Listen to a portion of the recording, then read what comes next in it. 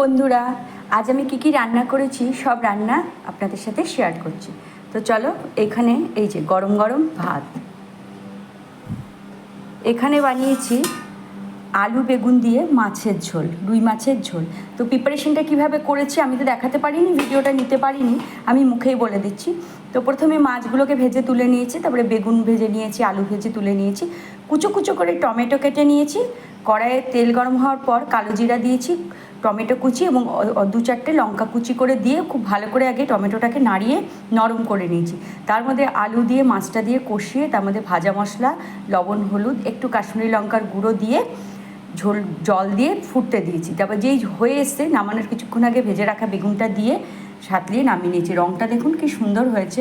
এইভাবে কিন্তু পেঁয়াজ ছাড়া মাছের ঝোল খেতে খুব ভালো লাগে। যারা পেঁয়াজ ছাড়া মাছের ঝোল করেন তারা কিন্তু অবশ্যই এই প্রিপারেশনটা করে খেয়ে দেখতে পারেন, ভীষণ ভালো লাগবে, খুবই স্বাদ লাগবে, কোনো রকম মাছের আষ্টে গন্ধও লাগবে না যে পেঁয়াজ দেওয়া হয়নি বলে। তো আমি আরেকদিন রান্নার সময় ভিডিওটা দেখাবো, আজ তো আমি মুখে প্রিপারেশনটা বলে দিলাম। তো চলুন নেক্সট আইটেমে চলে যাই। এখানে বানিয়েছি আমি মুসুর ডাল, হয়ে গেল মুসুর ডাল। এখানে ছেলের জন্য একটু কাঁকরোল ভেজেছি, কাঁকরোলগুলো একটু বেশি কড়া হয়ে গেছে, ও আসলে একটু কড়া কড়া কাঁকরোল ভাজা পছন্দ করে, তাই কাঁকরোল ভাজাটা একটু কড়া হয়ে গেছে, একটু পুড়ে পুড়েই গেছে।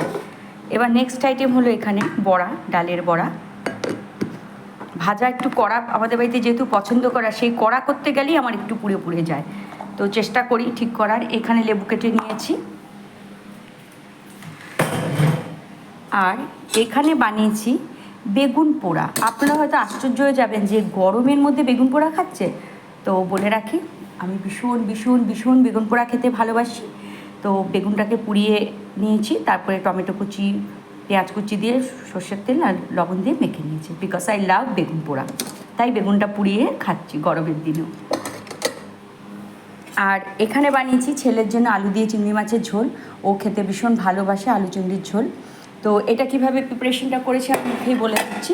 তো যেহেতু ভিডিও দেখাতে পারিনি, আলুগুলোকে টুকরো টুকরো করে কেটে ভেজে নিয়েছি, চিংড়িগুলোকে আলাদা করে ভেজে নিয়েছি। এরপর হলো আমি কড়াইয়ের মধ্যে পেঁয়াজটা আর টমেটো, দুটো পেঁয়াজ আর দুটো টমেটো আমি মিক্সিতে বেটে নিয়েছিলাম। তো পেঁয়াজ বাটা টমেটো বাটার পেস্ট দিয়ে কিন্তু এটা খুব ভালো হয়, যেহেতু ও ঝাল খেতে কটা পছন্দ করে না, তো আজ আমি লঙ্কাটা স্কিপ করেছি, নাহলে আমি ওর মধ্যে ওই বাটাটার মধ্যে কাঁচা লঙ্কাও দিই। তো আমি মুখেই বলে দিচ্ছি কীভাবে প্রিপারেশনটা করেছি। তো বাটা বেটে নিয়েছি। এরপর কড়াইয়ে চিংড়িটা ভেজে তুলে নেওয়ার পর আলুটা ভাজার সময়, আলুটা যখন ভেজে এসছে হাফ ভাজা হয়ে গেছে, তখন তার মধ্যে বাটা মশলাটা দিয়ে লবণ, হলুদ, কাশ্মীরি লঙ্কার গুঁড়ো দিয়ে একটু ভাজা মশলা দিয়ে ভালো করে কষিয়ে ভেজে রাখা চিংড়ি মাছটা ওর মধ্যে দিয়ে খুব ভালো করে নেড়ে চেড়ে নিয়ে আমি জল দিয়ে এই প্রিপারেশনটা করেছি। এটা ওর খুব পছন্দের প্রিপারেশন, ও এটা দিয়ে ভাত খাবে। আর ও হ্যাঁ, ওই কাঁকরোল ভাজাটা ওর খুব ফেভারিট। আর এখানে বানিয়েছি কাঁচা আমের চাটনি। তো এটা চাটনি বা আচার যেটাই বলতে পারেন, একটু ঝেলি ঝেলি মতো করে করেছি। তো এইটার প্রিপারেশনটাও আমি মুখেই বলে দিচ্ছি, যেহেতু দেখাতে পারিনি। আমি আমগুলোকে আলাদা করে সেদ্ধ করিনি, আমি খোসা সমেতই আমগুলো টুকরো করে কেটে নিয়েছি লম্বা লম্বা করে, কারণ এটা আমার খুব পছন্দের। তো আমগুলো কেটে নেওয়ার পর আমি ধুয়ে নিয়েছি। তারপর আমি কড়াইয়ে একটু হলুদ শস্য ফোড়ন দিয়েছি, কড়াই তেল দেওয়ার পরে হলুদ শস্য ফোড়ন দিয়েছি। ফোড়ন দেওয়ার পর আমি কাঁচা আমগুলোকে পুরোটাই ডাইরেক্টলি তেলের মধ্যে দিয়ে দিয়েছি, আর অন্য কিছু করিনি। দিয়ে ভালো করে ভেজে নিয়েছি। তার মধ্যে একটু পরিমাণ মতো হলুদ আর লবণ দিয়েছি। আর চিনির পরিবর্তে আমি এখানে লাল গুড়ের বাতাসা ব্যবহার করেছি, কারণ বাড়িতে যে পুজো দেওয়া হয় তখন তো বাতাসাগুলো বেঁচে যায়, তো সেটা দিয়ে আমি ম্যাক্সিমাম চাটনি বানিয়ে থাকি।